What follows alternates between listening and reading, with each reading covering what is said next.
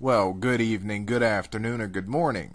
Wherever you may be, I am Shawn Lonkert, and you are listening to the Midnight Highway Radio. Tonight, Dr. Greg Little. We're going to be talking about Atlantis. Now, Dr. Greg Little is a psychologist turned explorer and documentary maker. Since 2003, Greg and his wife Laura have been actively searching the Bahamas for archaeological ruins that might be linked to Atlantis. Now, in this hour, we're going to talk to Greg, and we're going to find out what he found on his search for this majestic city that so many movies have been based on. We're also going to talk about Edgar Cayce and what the famous prophet had to say about Atlantis. You guys and girls don't want to miss this show. We will be right back. I'm going to go ahead. I'm going to welcome you to the show. And what I want you to do is I want you to tell us a little bit about yourself before we go further into the topic of Atlantis. For those out there that might not know anything about Dr. Greg Little, why don't you tell them a little about who you are?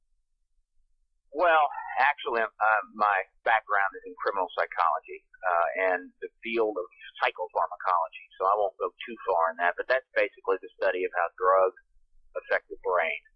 I've published over 1,000 articles and have 50-some books in print now. But I specialize mainly in criminal treatment. That's really what I do professionally. Since the 1970s, I've had what I often like to call professional interests, such as UFOs, strange phenomena. Atlantis really popped up in around 2003, which is a story in itself. But ancient America has always fascinated me. And when I did my first UFO book, I got pulled into what I'll call Native American Indian lore. And after that book came out, oddly, I had a relative of mine, an aunt and an uncle, tell me that, oh, by the way, didn't you know your great-grandfather had married she was actually Iroquois. They're always princesses. I love that.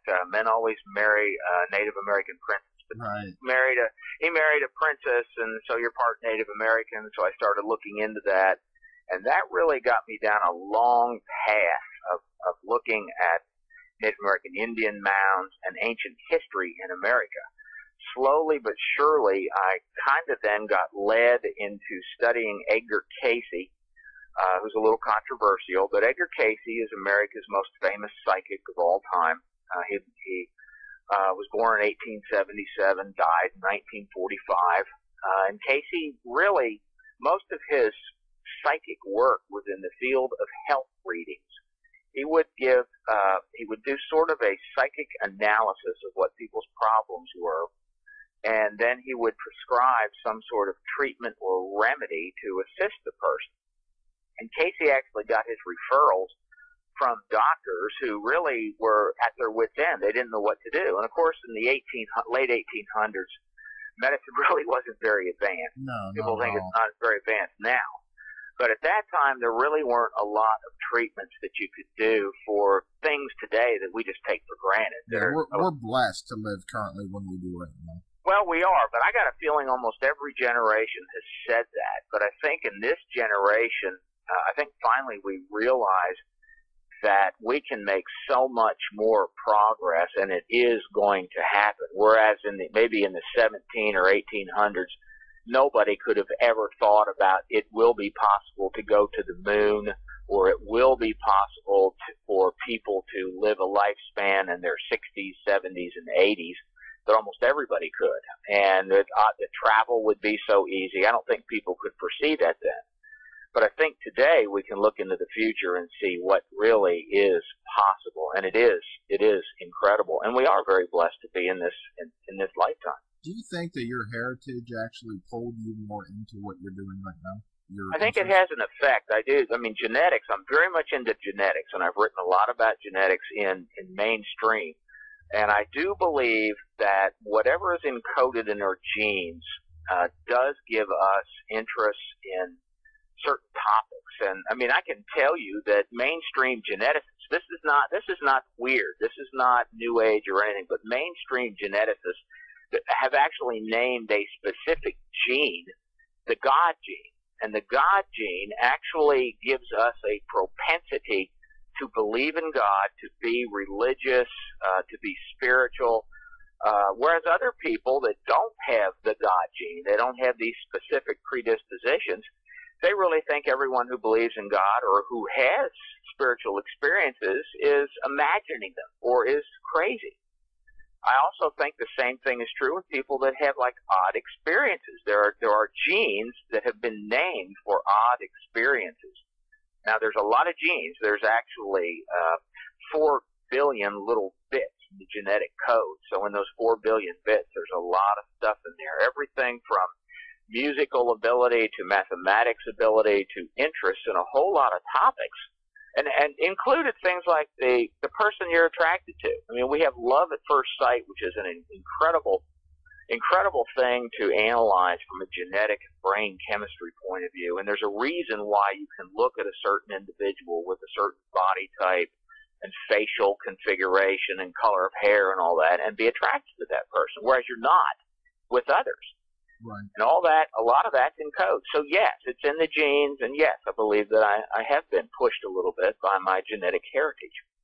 Now, without giving away too much of Atlantis right now and the things that you have done on this topic, for those out there listening that are unfamiliar with the term Atlantis, can you reveal a little bit about it? Tell them what Atlantis is before we get into your research. Well, it's a mythical continent, which means, and myths don't mean it didn't exist. It means that what we believe about it has been embellished a little bit over time.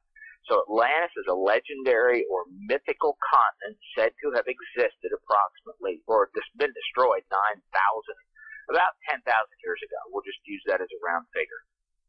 So actually it's 11, and now it's 12,000 years ago, since it was roughly 9600 BC that it sank. The story originally comes from the Greek philosopher Plato, who wrote it down around 355 BC. And 355 BC was 2,365 years ago. So he wrote 2 stories, one called Critias, the other one Timaeus.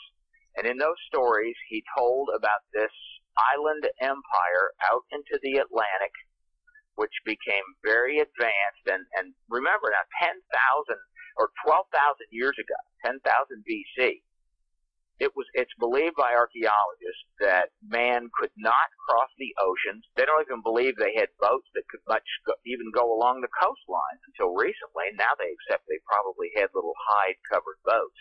But supposedly they couldn't travel very far. They were all hunters and gatherers. There was no real civilization at the time, and man had no agricultural ability. So he basically was a hunter and a gatherer. But Plato said this advanced continent existed, that it had agriculture, that it had really advanced technology for the time. They had chariots, they had horses, it had elephants. It was a lush land, and he called it an island empire. And he said it was out beyond. Remember, he was in Greece, so the Mediterranean was the sea to them. The Straits of Gibraltar represented what they called Hercules. They were the Pillars of Hercules. He said it was out beyond the Pillars of Hercules in the Atlantic, which was a true ocean. Somewhere far out there was this empire of Atlantis, and you could hop from island to island and reach an opposite continent, which is a really interesting hint for us. The Americas have to have been the opposite continent. Plato said that in roughly 10,000 BC, 9600 BC to be more precise, that a disaster occurred on the island of Atlantis, destroyed it, and basically sunk it. He said that the disaster occurred because the Atlanteans got greedy. They wanted to rule the world, and they attacked the entire Mediterranean with the idea of basically enslaving everybody inside the Straits of Gibraltar or in all the Mediterranean lands. So that's kind of a thumbnail sketch of the whole story. Now, mainstream archaeologists don't believe the story. They think it has no basis in truth, that Plato made it up to try and teach the Greeks a lesson. But there are many people that believe the story is based upon factual events. Now, I know you spoke of chariots and elephants and all that, but how far advanced do you think that these I guess you would call them Atlanteans, correct? Yes, yeah, they'd be Atlanteans. Okay, well, how far advanced do you think they were? I mean, could they fly? Anything like that? And when you talk about disasters, that kind of makes me think, Fukushima, some, like their own destruction. Yeah. When you say Well, destroyed, how cataclysmic are we talking? Well, what if you actually read Plato, what he says in that section, very few people really get this when he talks about how it got destroyed.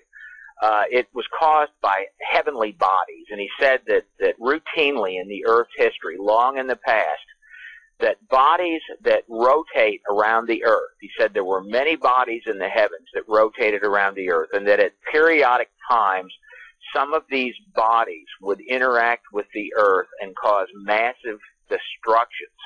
And they were so big, these destructions by fire and water were so big that nobody could remember it afterwards, and that this happened over and over again, and that the destruction of Atlantis was just the most recent one of these. So imagine a meteorite or a comet that comes in, that the idea now is that it was a comet, a large comet that came in and actually struck in the Atlantic and hit South America and parts of the Caribbean and so on. There's evidence of this. It's called the Carolina Bays event in America. But around 10,500 BC, they know that something did in fact happen, and that it created massive firestorms and tsunamis. So, and coincidentally, that was the end of the last ice age. And at the height of the last ice age, which is around 20,000 years ago or so, the height of the last ice age, the sea levels were 300 feet lower than today because so much ice was in the polar caps. Right. That ice slowly and surely melted, and it raised the sea levels up, and that would submerge land. The main destruction was by this impact, at least according to Plato. He doesn't call it a comet. He doesn't call it a meteorite. He talks about these heavenly bodies moving around. But he said that it's basically God's wrath because the Atlanteans had become essentially an evil race. Yeah, you know what that kind of reminds me of when you were saying heavenly bodies. It almost reminded me of like UFOs in the atmosphere or something that might be doing you something. could interpret it that way. I don't see it that way because I know there's evidence now of this cometary fragmenting comet impact. Right. 10,500.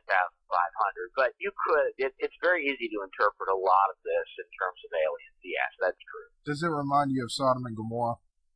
It does, absolutely, sure. And again, that's another wrath of God because people had become evil. Yeah. Very similar. All right. Let's go back to technology. I believe that the Atlanteans' technology was very much advanced for the time, and this is where it gets into Edgar Cayce. There are some films that were made in the 50s about Atlantis, and you'd see crystals and death rays and vehicles that they could fly in and go underwater, and almost all of that directly comes from Cayce's readings about Atlantis. Cayce's Atlantis was a much more detailed history than anything that Plato ever said about it. What did he say about it? What was Cayce actually gave us a beginning date. Plato gave us he told us how Atlantis began, but there's no dating of when it started and how it progressed. All you get from Plato is the starting point without a date, and it was started by Poseidon, and it goes back to the Greek gods and the gods dividing up the earth and so on. And Poseidon was actually rejected in the Greece area, and he was given this area of Atlantis, and he fell in love with a girl that was already living on the island, a human. And he took her as his wife, and he made the city of Atlantis as the place for her. And he did it to protect. He built this. It's actually the center city of Atlantis is what people really are looking for. When they say Atlantis, they think of this city, and they think of the city having pyramids and crystals and so on. But the city, according to Plato, was only 1.5 miles in diameter. Wow. So it was a very compact city, and it was sitting. Plato gives us the dimensions of the city. It had 3 circular concentric canals around it, and in between the canals were land.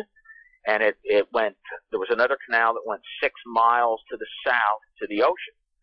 And there, around it then, to the north on both sides, there were some mountains, and it was at the bottom of an island that was 225 by, I think, 350 miles. So we're talking about an island about the size of Cuba, in truth.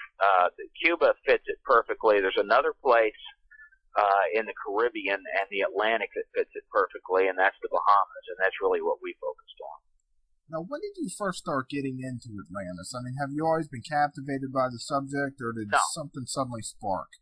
No, I knew about it. I'd read a lot about it. I was aware of the people searching for it. I was aware of the discoveries that were made, everything from Santorini, south of Greece, its discovery and link to Atlantis, to the discovery of the so-called Bimini Road in 1968. I knew about all that, but I really didn't care about it. I mean, most of my time is involved in professional activities, but it was in 2002, actually, I got involved, more heavily involved with the Casey organization, and I became very good friends with a British writer and author who's pretty well known. His name is Andrew Collins. If you watch the show Ancient Aliens, you'll see him on virtually every episode. Yes. Well, Andrew is a very good friend. We've spent a lot of time with him in England. He's spent a lot of time with us here. Andrew and I actually are now finishing up a UFO book. It's right at the very end of it now. But it was Andrew. Andrew wrote a book called Gateway to Atlantis, and in it he was speculating that the island of Cuba actually was Plato's Atlantis. That was the main island. And in his book, I remember talking to Andrew about this. We brought him to Virginia Beach to give a talk. In his book, he had a picture of it looks like a standing ring of stones that was spotted in 1968 and photographed from a plane, and it was at South Andros Island in the Bahamas. And Andros is a very interesting island. It's the largest of the Bahamian islands, but it's almost totally uninhabited and unexplored. And he had this picture in there, and in it, it does look like a standing ring of stones. And people have said that this thing is miles in diameter, and I'd calculated it was 300 feet to 1,000 feet in diameter. It couldn't be bigger because I measured the stones in the picture. But I thought, this is crazy. Nobody's ever been able to go and find this thing. They've tried to find it, and nobody could ever re-find it. And I figured, if this thing's there, we can go find it. It so happens I'm a pilot. So I talked to my wife, and I said, let's go find this thing. And now we're moving up to 2003, correct? That was 2003, and I remember it all vividly. We started in January of 2003. That was our first trip to the Bahamas, and since then we've made, I think it's 30-some trips now. We wound up running out of resources in the Bahamas, so we had to buy our own boat and have it custom made so we could explore there. It's been a very long and extensive project. We found lots and lots of things that nobody knew about. But to make a long story short, we found this, what was not, as it turned out to be, a large triple ring of stones. We did find it. We did get to it. We walked around in it. We filmed it and photographed it. But we found it by looking up the pilot who took the picture. And interestingly, I've got it on film. We went and found the guy. He lives in Miami. He's now retired. And I asked him about it, and he said, yeah, it's a very interesting thing. And I said, well, people have tried to find it. And he said, well, it's right down there. And I said, well, haven't they asked you? Nope. All those years. He took the picture in 1968. There have been, I don't know how many expeditions tried to find it, maybe a dozen or 2 dozen over the years, but nobody had ever asked him. He pulled out a pilot's map. He told me about where it was on the map. I said, okay. We chartered a plane, a high-wing, very slow plane. Part of the reason nobody's gone down there is because it's actually, southern Bahamas are in Cuban airspace. It's in the Havana ADZ. Oh, okay. So you have to be very, very cautious. You have to fly below the radar. But we subsequently found it. We got the GPS coordinates on it from the plane. We then went and found it's very difficult to get there. You really just can't charter a boat and go into these areas because you can walk, to tell you how bad this is, at this area of Andros, You can literally walk 10 miles out into the ocean, and you're never in water over your head. No kidding. It is that shallow off of Andros. Ships, well, it's just, that's part of the Great Bahama Bank. It was all above sea level during the last ice age when the sea levels were lower. But now it's just at that exact height where it's just below the water. Even in low tide, it's maybe a foot deep. You can walk way out there. I mean, some areas you can go further than 10 miles out. And it's astounding. So you can't get a boat in there. That's why we had to get a boat. We got a boat that has a draft of 1 foot. Yeah, and we've gotten stuck before in some of this stuff. But it turned out to be a huge, perfect circle of sponge. And these are giant sponge the size of a barrel. And when at low tide, these sponge stick out of the water. And they look exactly like a standing stone. I mean, it's just remarkable. And there's a geological, biological process that makes these things occur in perfect circles. But that's how we got started in this. And at the time, there was one other thing we wanted to look at. We actually hired a seaplane that picked us up. And then on the way to this site, the pilot said, there's no way I can land there. So we went back. We had to then return to the Bahamas. And after we found this other site that we found was also natural, I was ready to quit. But a guy came and talked to us who found out that we weren't treasure hunters. Everybody doing this down there saying they're doing this. Almost everybody is a treasure hunter. They're looking for Spanish gold. That's what most people do there. When the guy realized we were really looking for archaeological sites, he told us about one off of Andros Island.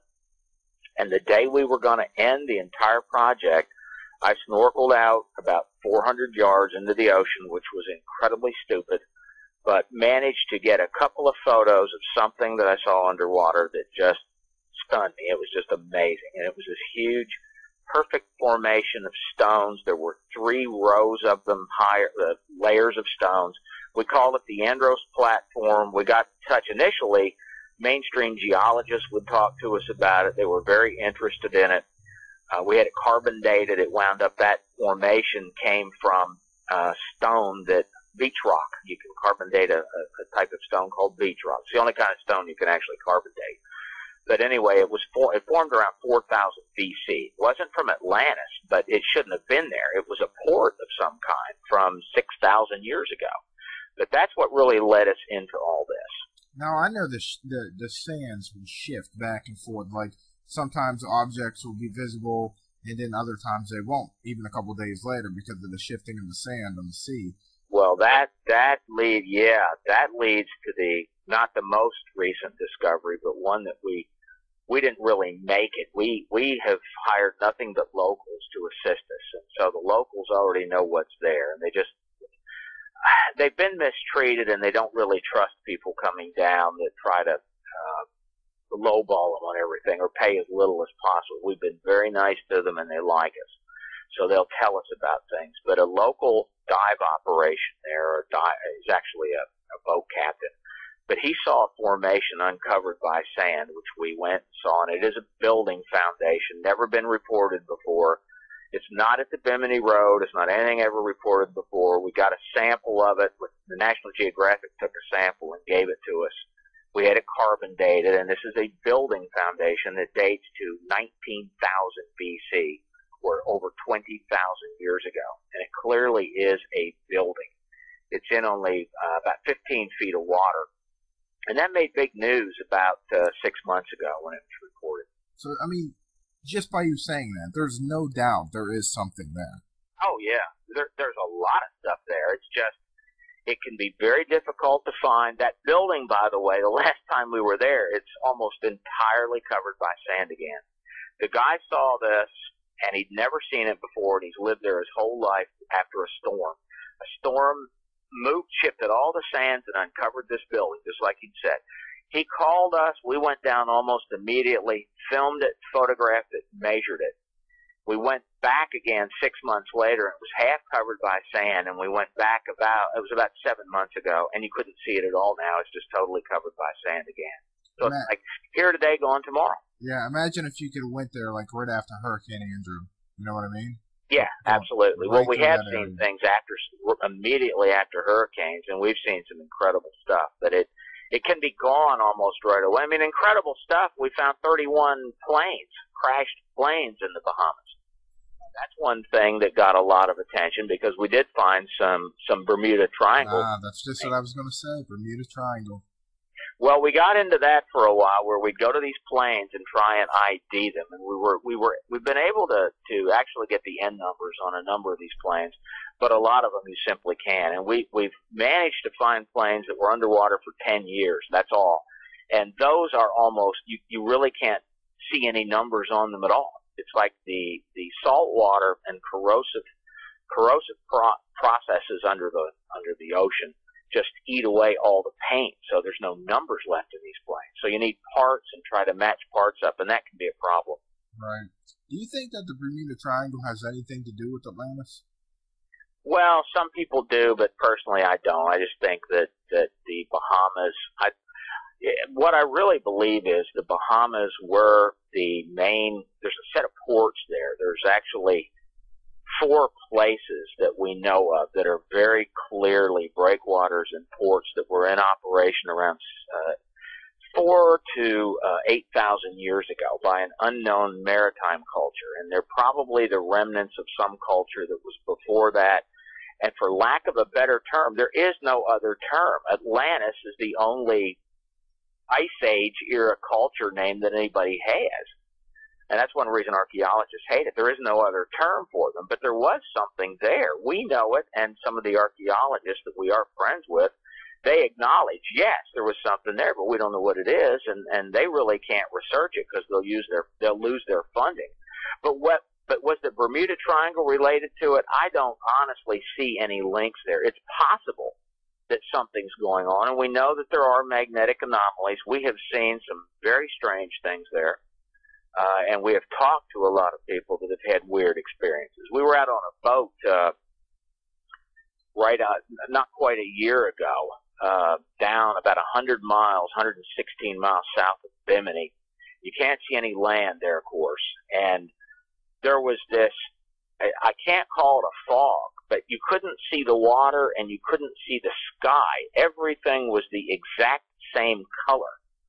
So, I mean, it's very strange. You're looking out on a boat. There's not a cloud in the sky, but you really can't see anything. So it's like the ocean, everything was the same color. Like everything just totally blended together. The water was like glass, but it wasn't reflecting anything. I mean, it was probably reflecting the sky, which made everything look alike, but you couldn't see a horizon. There were no other boats to look at. You couldn't see anything, and it would be very disconcerting to people. And you can, relying on a magnetic compass is fine most of the time. People have told me magnetic compasses go haywire there. We've never experienced that. I was just about to ask. Yes. We usually carry 3 or 4 different GPSs with us, and we've needed everything we've had. We have backups to our backups for everything. So everything was running smooth when you were down there, even during that wild experience that we just spoke of. Yes, and the last time during that same trip, all the electrical stuff, we were on a 54-foot fishing boat that had been changed around for us. It had air conditioning in the front. It only had bunk beds in the front where my wife and I stayed. And we had a crew of 4 people that we took along, and we pulled a secondary boat. And the very first night, we went down to identify a plane that we had found the previous trip. We went 120 miles south of Bimini, and the moment we found the plane, a monstrous storm came out of nowhere. I actually counted 8 water spouts, little tornadoes coming out of one cloud, and filmed a lot of this. We had this monstrous storm. We pulled up all these parts from this plane, even found the passport of the pilot in it. And then all of the electricity on the boat went out. The generator on the boat, which had AC, air conditioning, and we had a refrigerator and a freezer, but that was all run off alternating current, and it needed the generator. The generator never started again. It did not start. It would never start. So we never had electricity after that. The first day we were there, the first night. And then we all watched in amazement as the boat we were pulling, which had a large outboard motor on it. Nobody's on this boat, and the motor just lowers itself. It was up, so the prop wasn't in the water, but it just went right down into the water by itself. Wow. So one of our Bohemian captains swam out to that boat and put the motor back up, locked it back up, came back, and we watched it go down again. You remind me of a modern day Indiana Jones. Has anybody ever told you that? Not a modern day. There's too many people called Indiana Jones. We're on the water most of the time. We have explored in Guatemala in some very remote and dangerous places, looking for one of Casey's 3 Hall of Records, which that might be worth talking about. Yeah, I was gonna. Isn't there supposed to be 3 of them? Yeah, there's 3. One is in Egypt under the right paw, somewhere under the right paw of the Sphinx. That has the most attention. Another one is in a submerged temple near Bimini, and that's the one a lot of people would like to find. And the third one is in the Yucatan probably at a place called Piedras Negras, Guatemala, which is actually controlled by drug lords. It is an incredible site. We have been there. We had to go in privately. We hired a large group. It's almost like a safari. We hire a huge group of people to take us in. Probably a very scary process too, right? That one was actually very scary. That was scary. We slept on the banks of this river called the Usumacinta River, and we could see crocodiles crawling in and out of the rocks very close to us, but there was really nowhere else safe where you could sleep. You had to pitch a tent on the river, by the river. When you mention these Hall of Records, it almost, we're going back to BC before Christ. It almost sounds biblical in a sense. Like it could be something to do with the Bible. You can easily pull in all sorts of biblical stuff to this. You can make parallels and linkages all over the place. And rather than what I do is rather than try to tie it together into a package, it's not possible to, because no matter what you do, you're basing your assumptions upon assumptions. In other words, you really don't have any firm foundation to base any of the ideas or beliefs you might have about it. I mean, all we have about Atlantis is what Plato said, and then people after Plato, such as Edgar Cayce. And what I prefer to do is just go out and see really what is there. And I don't mind telling people I'm a Christian, and I'm not threatened by any of this, no matter what it what comes up. It really isn't going to threaten me and threaten what I actually believe. But I'm willing to go out and see what's there. I'm not tied to a doctrine. I don't believe every word Edgar Cayce said was true. I don't believe that at all. I don't know. I don't believe every word I've ever said in my entire life was true either, and I doubt everything you've said in your entire life is absolutely true. You might have actually thought it was true at the time, but you might have been mistaken. There's probably a time when you thought that certain mathematical things added up to a number, and later you found out you were mistaken. Now, when you talk about the Yucatan, or one of these Hall of Records maybe, and then the right paw of the Sphinx, with your knowledge, have you ever heard of a lot of UFO phenomena going on in that particular areas of the world? There's a lot of UFO phenomena in the Bahamas. The last trip we took, and I've written about this, I actually saw the first stuff I've ever seen there. What did you see? But there is a lot in the Bahamas. There's a lot around the Autec on the eastern side of that Andros Island. We took a film crew from National Geographic there once, two crews from the History Channel and several from Discovery Channel to that area around what's called Autec, the Atlantic Undersea. It's a testing facility for the Navy, U.S. Navy and British Navy. But yeah, there's a lot of stuff that goes on down there, a lot of strange experiences. Now, I've never, the area of the Yucatan that we're talking about is uninhabited. People don't live there. It is truly remote, so you don't get many reports there. And frankly, in the jungle, you can't see up in the sky much, and that's where most of what UFO activity would be, it'd be in the sky. So we've never seen anything there. In Egypt, there are reports, of course, a lot in the Middle East of things, and of course, Egypt's main type of phenomena like that are all these apparitions that are occurring around the Coptic Christian churches, which are still going on to this day. And I've written a lot about that. I'm absolutely fascinated with that, and I've visited several of these churches in Egypt many, many years ago. Well, not that many, but I truly believe there's a real phenomenon going on there, although some now are faking it to draw in the crowds. Well, you got some real TV programs nowadays. Everybody wants their views, you know what I mean, their audience to be captured, so to speak. So yeah. Oh yeah. Are you familiar with the Zaytun apparitions? No, I'm not actually. I'm not. You just go on YouTube. I know your show. You use YouTube. You put things on YouTube. Go on YouTube and type in ZEITOUN or ZEITUN. It's spelled both ways, and put apparitions after it, and just take a look at what you see, and look particular at the 1968 apparitions, because those are the ones that are absolutely documented, and it's incredible. You will see there that I consider the Zaytun cases in 68 as the absolute best evidence that there is a spiritual world. It's the closest thing to true scientific evidence that a spiritual manifestation does occur and is very, very real. Now, when you talk about the Atlanteans, okay, yes, and how technological, they're very advanced civilization. I almost get tongue-tied even talking about it. Do you believe that, I mean, how did they get so advanced? Do you believe that aliens may have visited this race? I don't think that's how they got advanced. The ancient aliens theory, I think that it is distinctly possible that in the remote past, yes, civilizations could have visited here. That is very possible.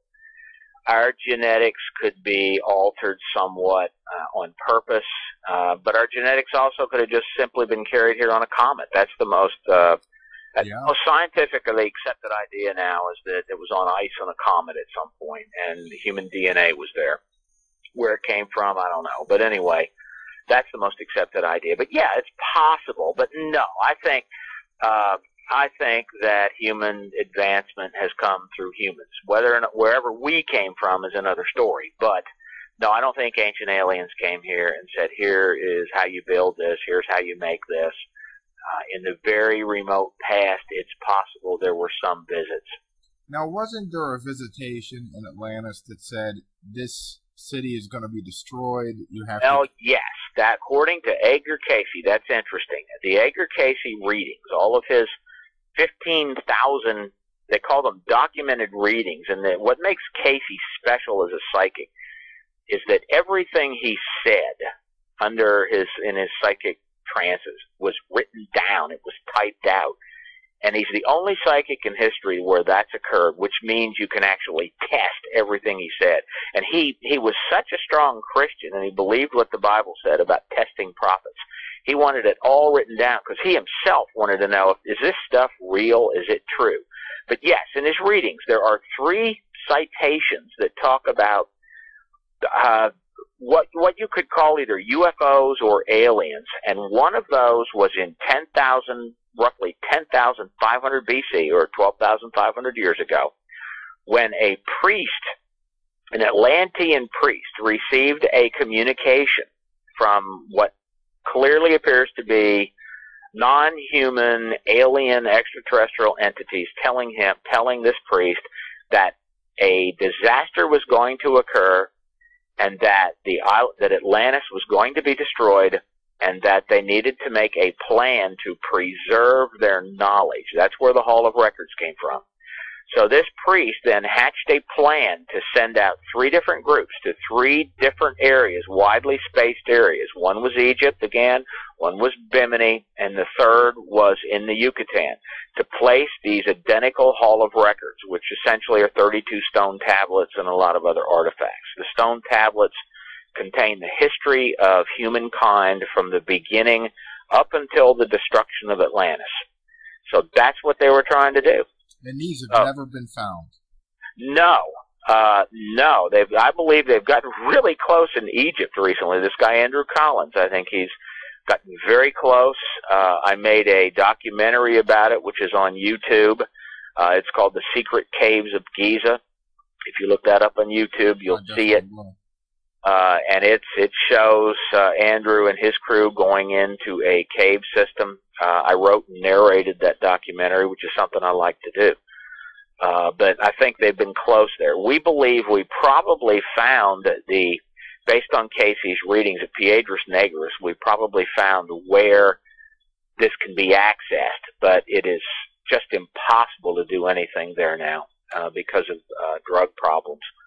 And the third place, Bimini, nobody's found anything that can be considered to be Casey's temple. We have found a Greek temple in the Bahamas, and it's genuine. It's real. There's a real Greek temple underwater about 10 miles north of Bimini, but it was carried on a ship. But it's amazing to see underwater. There are the remains of a white marble Greek temple there. What you're talking about, I mean, it's almost just mind-blowing hearing about these 3 different tablets and stuff. It really makes me wonder if some kind of global elite or some secret governmental organization may have gotten a hold of some of these, and if they did, would they not release them? Because let me ask you this, Doctor. If these tablets were discovered, and you're talking about the information that would be on these tablets, if they were discovered, I mean, it might completely revamp religion, revamp mankind, period. Yeah, sure it would. It probably would. I don't think anybody has found them yet. I know they haven't in Bimini, and I know that they haven't in the Yucatan. I can't be quite as sure in Egypt, but I don't think they've been found there either. I know most of the people involved, and I know what's transpired over there. And Egypt's now become almost impossible to do anything, but it would change everything. And plus, I didn't mention this, but Casey said the design for what they called their Firestone is in these records, and that was the weapon. That was a weapon that they had that actually caused problems. The final destruction of Atlantis was in 10,000. I told you that Casey gave us a beginning date for Atlantis, but he gave us a real history, and there were 2 other major disasters that occurred with Atlantis in 50,000 BC and 28,000 BC that they caused themselves by using explosives in this Firestone, which is a death ray. And that's where those movies in the 50s came from, showing a death ray. It's Casey's death ray caused by a crystal. Do you think that we as a civilization today could actually become the next Atlantis? Well, based on the basic description of Atlantis, sure. Yeah, we could destroy ourselves. We almost did during the Cold War. Yeah. We were actually very lucky. I think you're pretty young, but in comparison to me, you're probably young. 32 years old. Okay, well, you're at the point where you were young at the height of the Cold War, and it probably scared you, but you probably didn't realize at the time how serious it was. We had 50,000 nuclear weapons. The Russians had just as many. They had 60,000, actually a little more than we did. And we had each country had roughly 10,000 pointing at each other that one person could have sent off. We were actually, in a way, lucky to escape that insanity. Yeah, and you know what? It reminds me of what was that movie, The Day After, or The Morning After. You know what I'm talking about, the nuclear war. Do you think that aliens may have intervened when it comes to some nuclear testing? Because I've always heard stories that there's been nuclear missiles completely disarmed or disengaged. Do you think that there might be some higher power out there? I won't say aliens, but yeah, I do think that. And I interviewed some people that actually worked at missile silos in Montana back in the 70s, and they have told me stories that were absolutely bizarre. And these were security people. Remember, I worked in my job from my profession. I've worked in criminal justice in a lot of places. I love to say that I've been in prisons all over this country because I've actually done work in probably about 400 prisons. But in some of these, I run into security people, and security people tend to be ex-military all the time. And a lot of them were security people in the military. A lot of them worked at these missile silo sites. And they have told me stories of what I would call a plasma, a light, a round, oval light, solid light form that is crackling and sounds kind of like bees or static electricity, and that these things would come in over the security fences where the missile silos are, and they would set off certain alarms, but essentially deaden the whole site then. And they've told me, I've heard several stories like this. I'm going to talk about one or two, but several more beyond that. And I really can't say who these people were, and I have written it up in a very general way so they couldn't be identified. But yes, I think something probably was at work there. Now, you say they're not aliens. You won't use that term. What do you think it was? No, I don't think they're aliens. I don't think they're being. When I say that, when I say aliens, it's like a being on another planet somewhere in the universe that's flying here in some sort of a container or craft. I don't believe that. I don't believe they're time travelers. I don't believe they're coming from another dimension. I believe it is an intelligence that generates from the Earth. Its energy comes from the Earth. So does our energy come from the Earth, for that matter. And we're not permanent. These are impermanent energy fields that have an intelligence of their own. And they come and they go. But we come and go too. And it just seems to us that we're permanent, but none of us are. We're all going to disappear and we're going back to dust.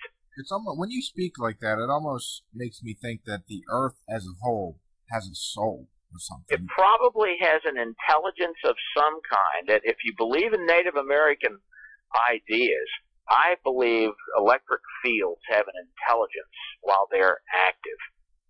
Just like our brain is wired in a way, and when it's active, it has an intelligence.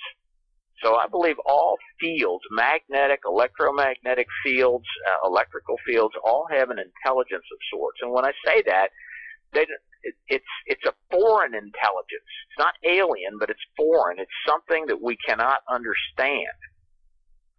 It's so foreign to us that it's almost it's inexplicable. Right. So you don't understand it, but it has its own purpose, like an angel. It's kind of like the idea of an angel. An angel's a messenger. It is difficult to talk about angels and think of them like I'm talking about. It's more easy to think about an angel as some sort of a being that has wings and has a personality. Right.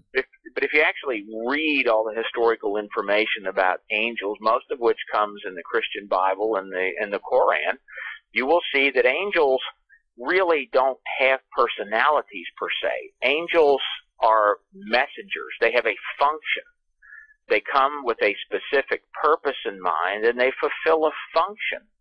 And it's very difficult for us to think of it in that terms and think that that object that has this function is simply doing what it is supposed to do.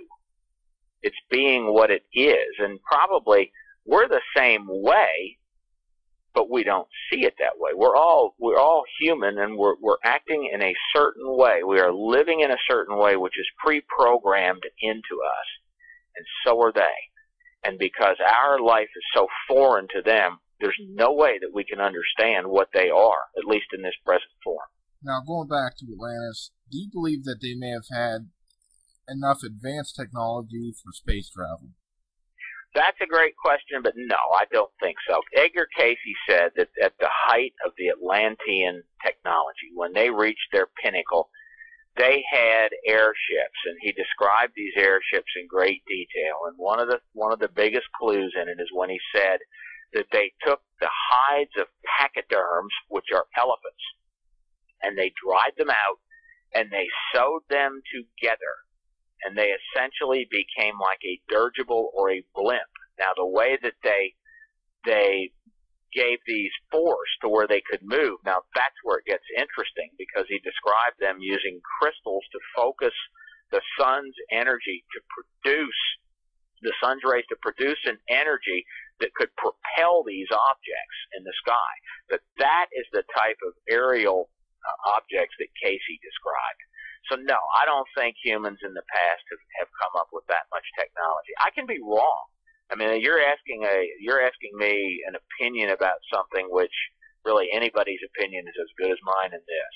Right, because you go back to the face on Mars. I know it's been debunked, so to speak, by NASA, but it just makes you wonder, if back in the day, if they may have flown there and chiseled a human face in the rock, letting people Sure. know, just like we put our flag on the moon.